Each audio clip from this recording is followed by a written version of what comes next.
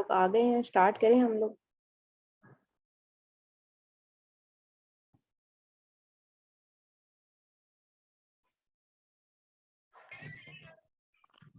Ma'am 2 minute ठहर जाएं। ठीक है।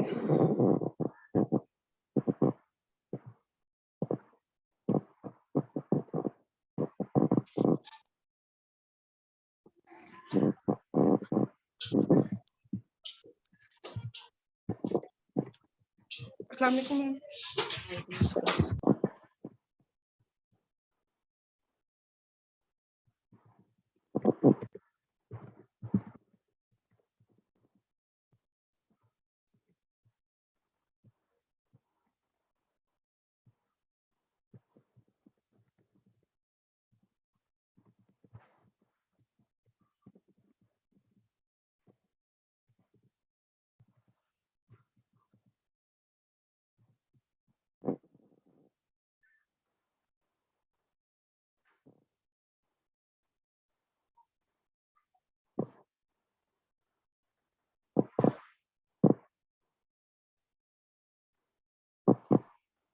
मैम ये उमर की बुक से है? हाँ जी, उमर की बुक से। डिवाइसेस जो हैं वो यहीं पे हैं। वो सॉलिड स्टेट की जो पूरी की बुक है उसमें तो नहीं है। किटल में मुझे डिवाइसेस तो नहीं मिले। ये दो ही डिवाइसेस हैं, एक तो पीएन जंक्शन है और फिर एक आई थिंक ट्रांजिस्टर है।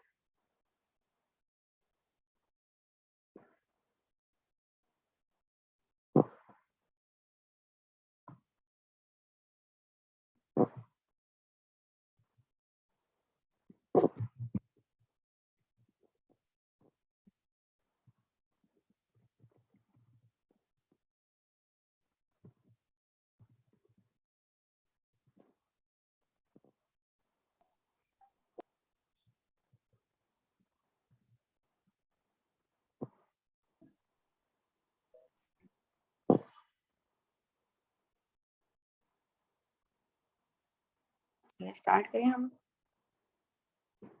आ गए सब लोग? Yes ma'am. तो हमने जो है वो पीएन जंक्शन जो है वो देखना है और उस पर थोड़ा सा इनसाइट के कैसे पीएन जंक्शन बनता है और उनकी फिर एनर्जी बैंड वाली डायग्राम देखेंगे। तो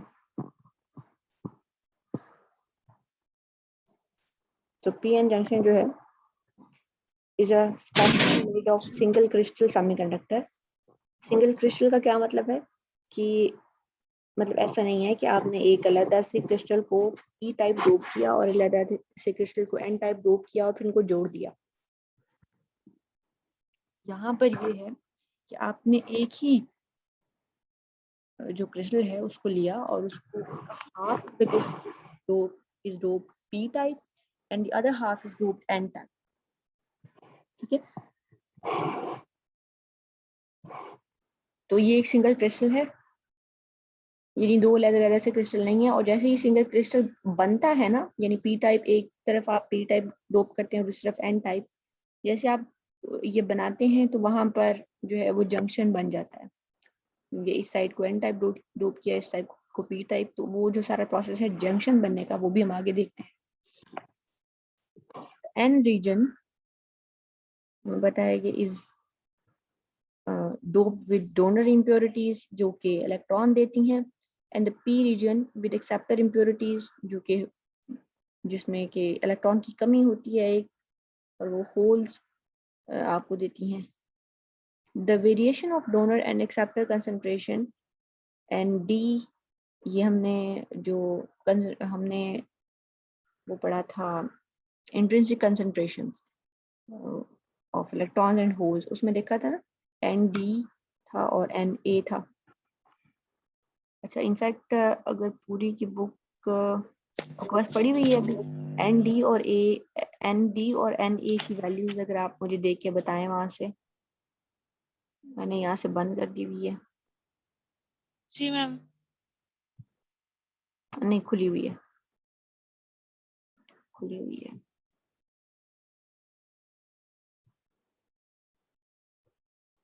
So acceptor concentration and electron concentration and hole concentration में NV जो है, नहीं ये आपकी कंसंट्रेशन वो वाली नहीं है, हमारे पास ये जो है वो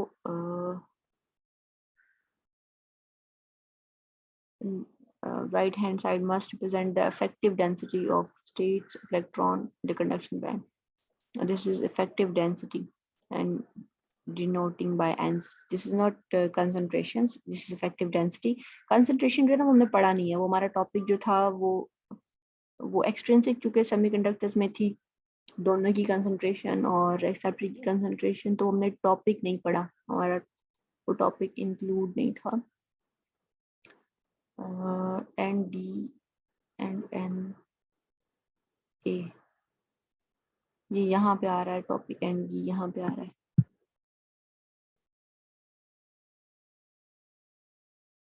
अगर हमें एन डी की वैल्यू पता चले थोड़ी सी, एन टाइप सेमीकंडक्टर में, अच्छा तो एन डी जो है is simply the donor, number of donors, concentration of donors, which is equal to the number of electrons. अच्छा, तो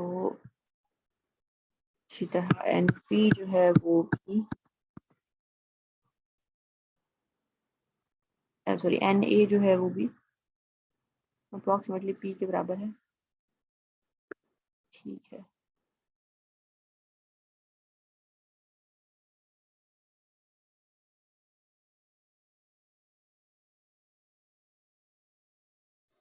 ठीक है, तो ये तो कोई खास हेल्पफुल नहीं है, ये बस सिंपली कंसंट्रेशंस ही हैं। चलें, तो ये हमारी डोनर की कंसंट्रेशन है, ये हमने कितने डोनर एटम्स जो है वो पर यूनिट वॉल्यूम दिए हैं, और इसी तरह ये एक्सेप्टर की concentration across the junction and is in the neighborhood are somewhat as shown in the figure 0.7.1b.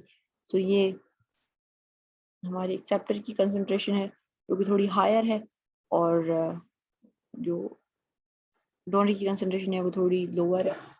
Just to differentiate, so P region जो है वो हायर, उसमें एक्सेप्टर की कंसंट्रेशन है, जबकि डोनर जो है वो कम है एन रीजन में। सो और ये आपको दिखा रहा है कि पी की जो एक्सेप्टर की जो कंसंट्रेशन है वो जैसे जैसे आप जंक्शन की तरफ आ रहे हैं वो कम हो रही है, और अराउंड द जंक्शन इट्स मतलब ये थोड़ी सी डिफ्यूज हो रही है। सो यानी यहाँ पर मतलब ज़्यादा है फिर कम हो के थोड़ा सा, अगर आप देखें तो एन रीजन में भी एक्सेप्टर्स हल्के से उनकी कंसंट्रेशन है, इसी तरह जो डोनर हैं वो भी इसी तरह डिफ्यूज हो रहे हैं जंक्शन के क्रॉस।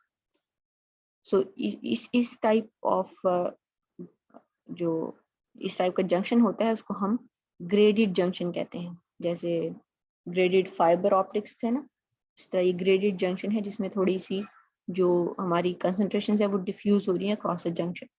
जबकि एक अब्रप्ट जंक्शन जो है वो इस तरह का नजर आएगा कि at the very edge of the junction, मतलब आपके पास जो एक्सेप्टर लेवल तो नहीं, एक्सेप्टर की जो कंसंट्रेशन है एग्जैक्टली मतलब जंक्शन के उस तरफ बिल्कुल ख़त्म हो जाती है, ठीक है, वो दूसरी तरफ जंक्शन के नहीं आती है। सो इसको हम, ऑल्दो ये अब्रप्ट जो है वो बनाना मुश्किल होता है, तो अच्छा यहाँ पे देखें कि such a junction in which the impurity concentrations vary gradually is called a graded junction, an abrupt junction in which the impurities change discontinuously. So इनका change जो है वो continuous नहीं है, यहाँ पर ये यहाँ पर discontinuity है, तो continuous change नहीं है इनका. तो ये आपको दिखाया हुआ है. To simplify the discussion, so to donor concentration is constant and D in the N region and is 0 at P region. Acceptor concentration behave similarly. ये abrupt के लिए वो बता रहा है कि एक में वो कांस्टेंट है और n रीजन तक सारे में वो कांस्टेंट है, एक जैसी है. जबकि ऊपर अगर हम इसमें देखें तो वो यहाँ पे थोड़ी डिफ्यूज हो रही थी, तो अराउंड द जंक्शन ये करीब जंक्शन के करीब जो है वो मतलब कंसंट्रेशन जो है वो डिक्रीज हो जाती है. जबकि यहाँ पर कंसंट्रेशन जो है वो on the whole P region में सब जगह पर एक जैसी है, इसी तरह n की भी हर जगह. To simplify the discussion, we shall consider here only the abrupt junction because we can then illustrate the physical phenomena without inessential mathematical complication. So, क्योंकि ऐसा मतलब ऐसा होता तो नहीं है, यानी however that one cannot manufacture a strictly abrupt junction. ठीक है, हम बना नहीं सकते हैं कि मतलब exactly जो है वो junction पर दोनों की concentration जो है वो इस तरह अब्रप्ट हो, अब्रप्ट चेंज है वो हम बना नहीं सकते. बट हम जैसे हम आइडियली चीज़ें कंसिडर करते हैं उस तरह हम आइडियली हम ये कंसिडर कर रहे हैं कि वो अब्रप्ट है जंक्शन के cross, because impurities tend to some extend to diffuse across the junction. ये इसलिए भी है क्योंकि जो हमारा सेमीकंडक्टर क्रिस्टल है पीएन जंक्शन वो एक सिंगल क्रिस्टल है ना. वो अगर तो दो अलग-अलग क्रिस्टल होते तो फिर तो आप ये समहाउ इसको अचीव कर सकते थे कि अब्रप्ट चेंज आए कंसंट्रेशंस में.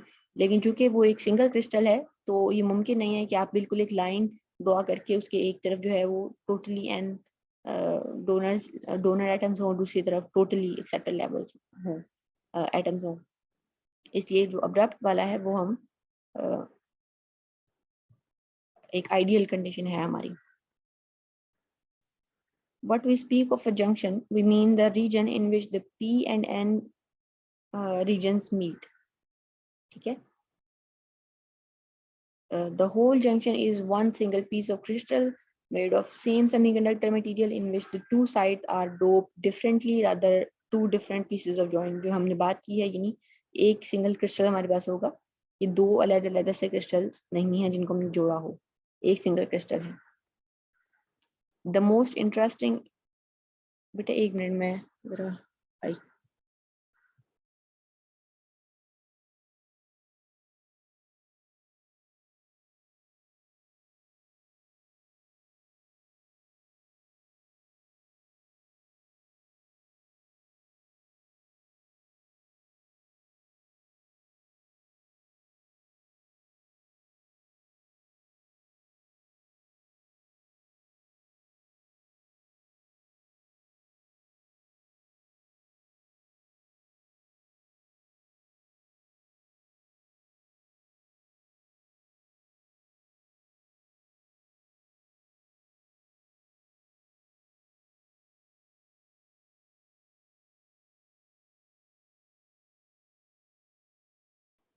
So the most interesting electrical property of a junction is the potential difference that develop across it when the junction is at equilibrium. ठीक है, तो जैसे ही हमारा क्रिस्टल बनता है सो हमें पता है कि वहां पर एक पोटेंशियल डिफरेंस डेवलप हो जाता है पीएन जंक्शन में जंक्शन के क्रॉस. तो वो पोटेंशियल डिफरेंस जो है वो उसको हम देखते हैं. This is called the contact potential, क्योंकि ये पीएन रीजन के कांटेक्ट से बनता है, इसको हम कांटेक्ट पोटेंशियल कहते हैं. And usually has a value of in the range of 0.1 to 1 electron volt. मैं बताया कि 0.3 आई थिंक जर्मेनियम की होती है और 0.7 सिलिकॉन की होती है या अदरवाइज है. याद है आपको कुछ? यस मैम 0.7 ही होती है. अच्छा, to explain how the contact potential arises, let us consider p-n junction at the initial stage when the junction has just been prepared. ठीक है, अभी मतलब जब ये क्रिस्टल बन रहा होता है तभी ये जंक्शन बन जाता है. So अभी जब क्रिस्टल बन रहा है at the instant there are only electrons in the n region and holes in the p region. ठीक है, initially and the concentration of free carriers are constant on both sides of the junction. ठीक है, free carriers जो हैं वो मतलब अभी अभी for the time being N region में फ्री कैरियर्स जो हैं वो और पी रीजन में जो आपके पास होल्स हैं और एन रीजन में जो इलेक्ट्रॉन्स हैं अभी कांस्टेंट है. The electric field is zero everywhere because the charges of the free carriers are balanced by the charges of ionized impurities. ये हमें पता है कि मतलब इवन दो इलेक्ट्रॉन और होल जो हैं वो फ्रीली मूव कर रहे होते हैं, लेकिन ऑन द होल हमारी जो क्रिस्टल है वो क्या होती है, न्यूट्रल होती है ना. और जंक्शन के क्रॉस भी इलेक्ट्रिक फील्ड जो है वो जीरो होगी. मतलब ये बिल्कुल स्टार्ट की बात कर रहे हैं हम. ऑल्दो बाद में क्या होगा कि वहाँ पे एक पोटेंशियल डेवलप हो जाएगा और इलेक्ट्रिक फील्ड भी डेवलप हो जाएगी जंक्शन के क्रॉस. लेकिन हम देखें कि उस फील्ड के अंदर मतलब इनडेफिनेटली चार्ज कैरियर्स मूव नहीं करेंगे. तो अभी स्टार्ट पे तो फील्ड जो है वो जीरो है. अभी दोनों साइड पे कंसंट्रेशन जो है वो कांस्टेंट है और फील्ड जो है वो जीरो है because the charges of free carriers are balanced by the charges of ionised impurities.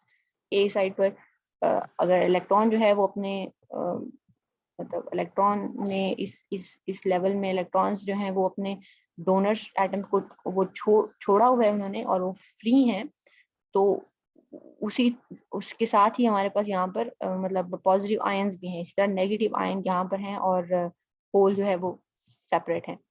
तो ये दोनों जगहों पर है. सो कोई इलेक्ट्रिक फील्ड जो है इनिशियली हमारे पास नहीं है.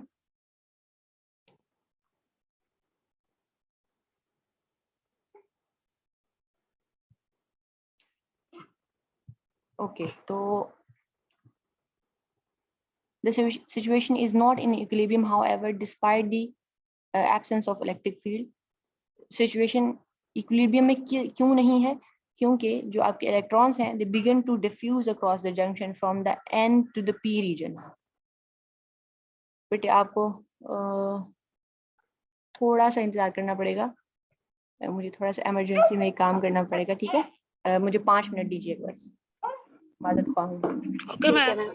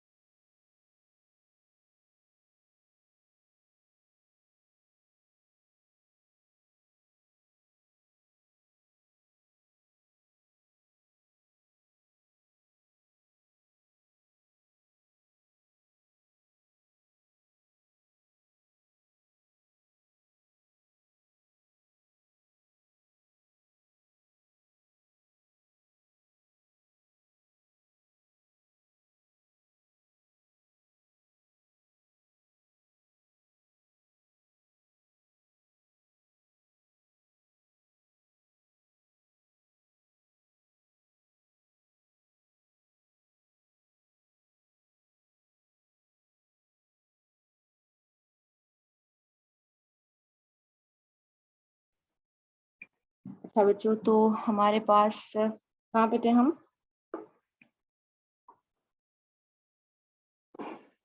लोग थे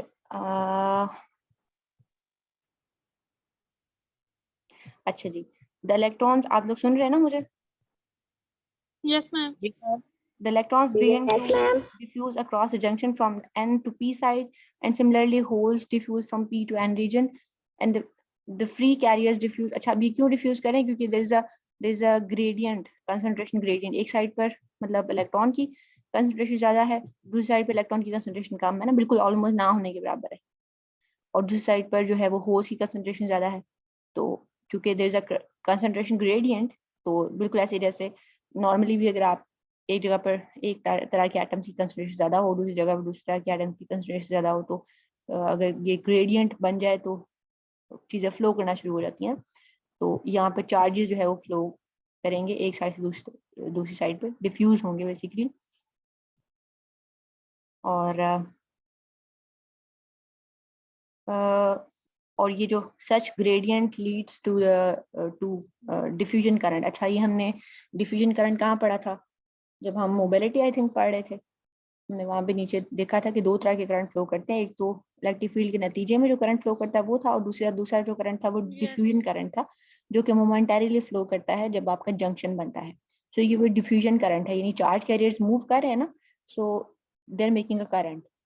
और इस चूंकि वो डिफ्यूज हो रहे हैं अक्रॉस द जंक्शन कंसंट्रेशन के चेंज की वजह से, इसको हम डिफ्यूजन करंट कह रहे हैं। और in the direction of decreasing concentration, electron diffuse to the left and the holes to the right। बात समझ आ रही है? ये अंदर कुछ क्लियर है? कोई मसला तो नहीं है? यस मैम, आ रही है। The diffusion current do not continue indefinitely। जैसे हमने कहा कि ये एक मोमेंटरीली फ्लो करता है करंट, तो इंडेफिनेटली ये कंटिन्यू नहीं करेगा, अदरवाइज तो फिर पीएन जंक्शन के क्रॉस इलेक्ट्रिक फील्ड या एक्सटर्नल सोर्स ऑफ इलेक्ट्रिसिटी लगाने की जरूरत ही नहीं है ना, फिर तो करंट वैसे गुजरता रहे। तो इंडेफिनेटली करंट जो है फ्लो नहीं करेगा, सिर्फ स्टार पे थोड़ा सा फ्लो करेगा, क्योंकि होल्स और इलेक्ट्रॉन्स की कंसंट्रेशन जो है उसमें there is a abrupt change across the junction। However, because as electron diffuses to the p region, that region acquires a net negative charge। अच्छा, net negative charge क्यों acquire करेगा? पहले तो वो क्या था? पहले तो वो सारे का सारा था वो न्यूट्रल था ना। तो हम यहाँ पे ड्रॉ कर लेते हैं।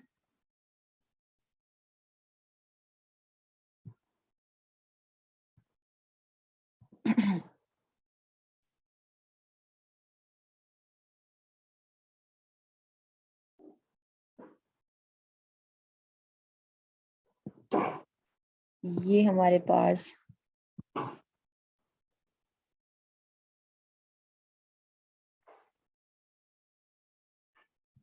पी एन जंक्शन है, ये पी रीजन है और ये एन है।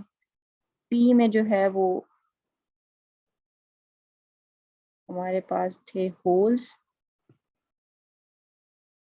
तो एक तो होल्स है हमारे पास,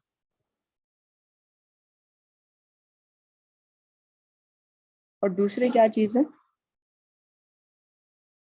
होल्स ने जिनको छोड़ा था वो वाले आयंस थे, यस मैम। ठीक है, और उनके ऊपर नेट नेगेटिव चार्ज था।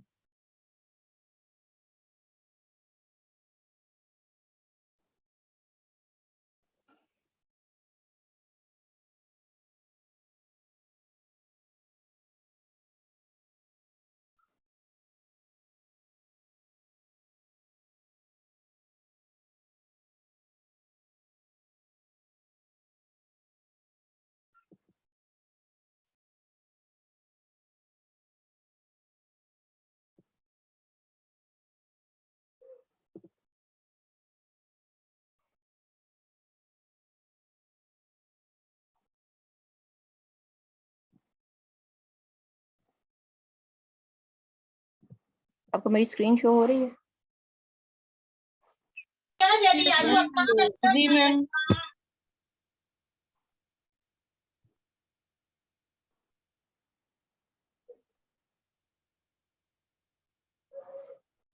अच्छा, तो होगा ये कि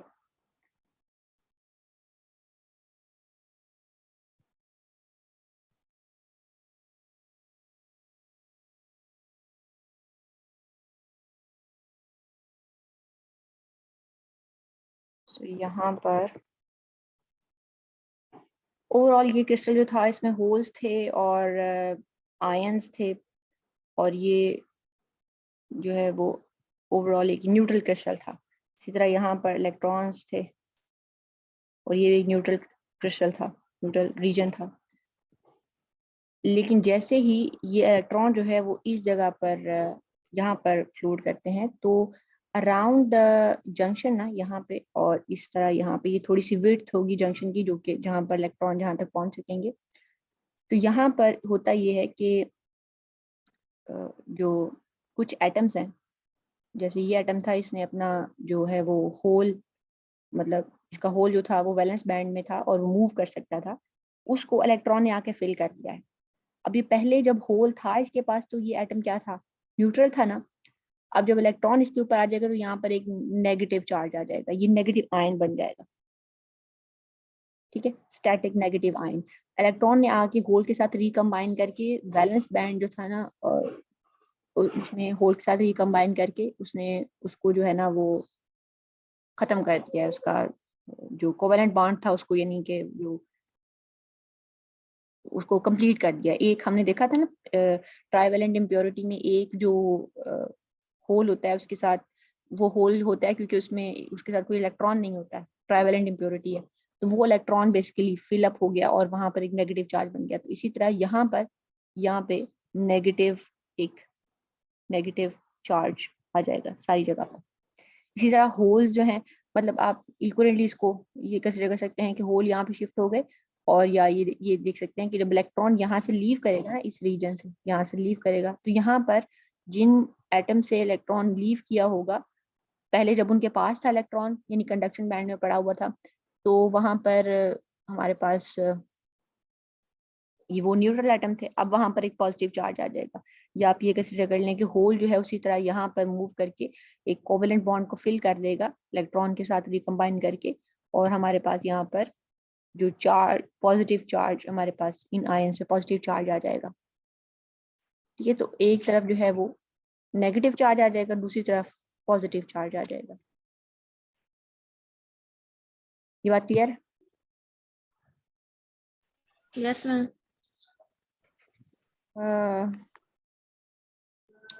Diffusion current becomes negatively charged. So the net effect of diffusion current is that the p region becomes negatively charged. So यहाँ पर पहले तो ये न्यूट्रल था, अब इसके ऊपर नेगेटिव चार्ज आ गया, and the n region becomes positively charged. As a result, there develops a potential difference.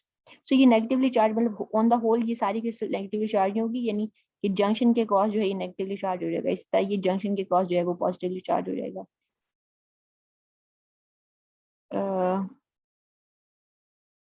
So there develop a potential difference, जिसको हमने ऊपर बताया था कि वो कांटेक्ट पोटेंशियल है, यहाँ पे जंक्शन के क्रॉस जो है एक पोटेंशियल डिफरेंस जो है वो डेवलप हो जाएगा।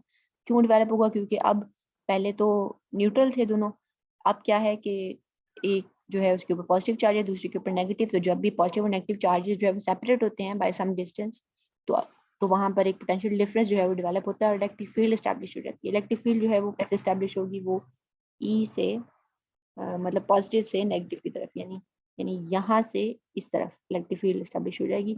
और इलेक्ट्रिक फील्ड जो है वो क्या करेगी कि, अच्छा अब वो आगे जाके देखते हैं क्या करेगी। तो यहाँ पे एक इलेक्ट्रिक फील्ड जो है वो बन जाएगी।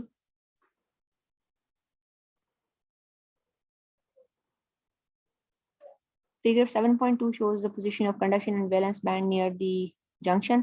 तो फिगर जो है वो हमारे पास ये है, इसको अब खत्म कर देते हैं।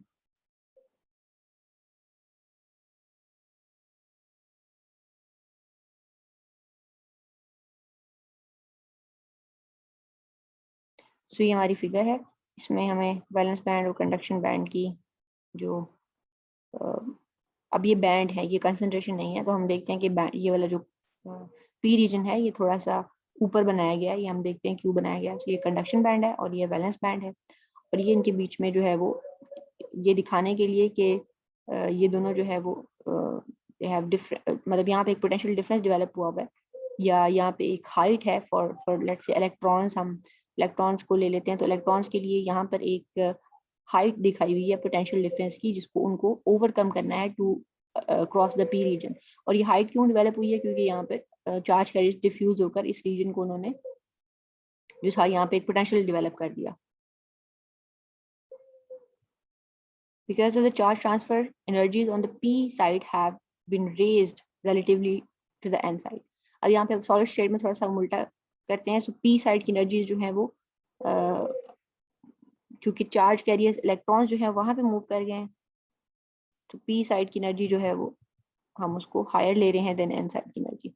मैंने देखा कि p साइड के ऊपर नेगेटिव चार्ज है, तो नेगेटिव चार्ज यहाँ पर मतलब ओवरऑल यहाँ पे नेगेटिव चार्ज आ गया ना, और यहाँ पे पॉजिटिव चार्ज आ गया, तो पॉजिटिव चार्ज को हमने उसकी एनर्जी को लोअर कर दिया, यानी एन रीजन की एनर्जी जो है वो लोअर है as compare to P region की एनर्जी, क्योंकि इलेक्ट्रॉन वहां पे फ्लो कर गए हैं।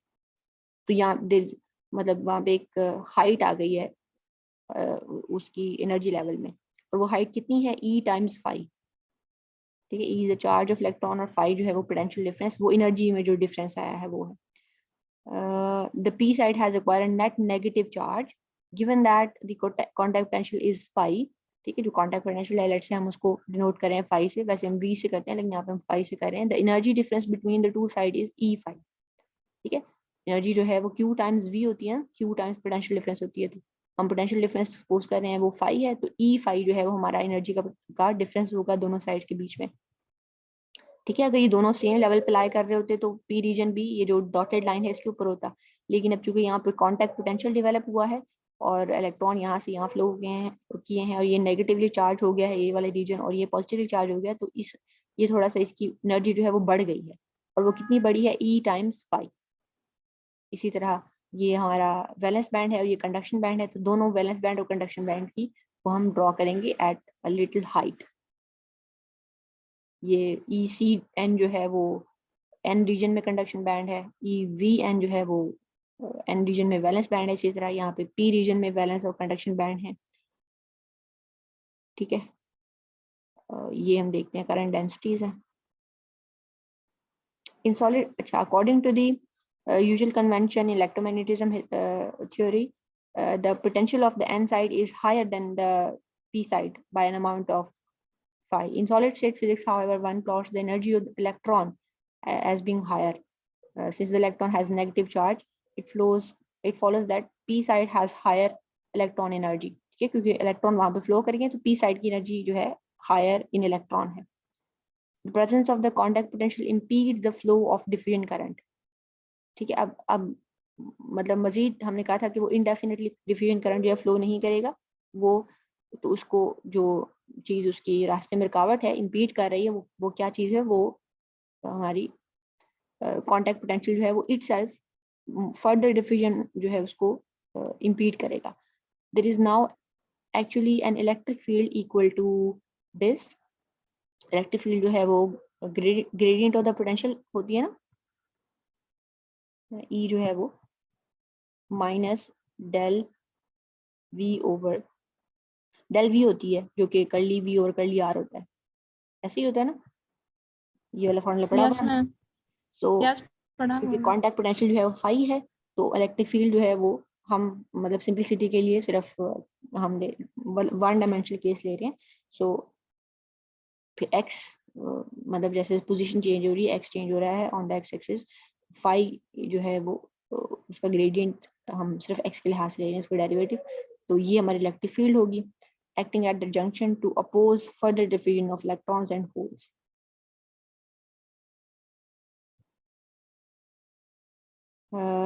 Figure number 7 to 7.2 में we can see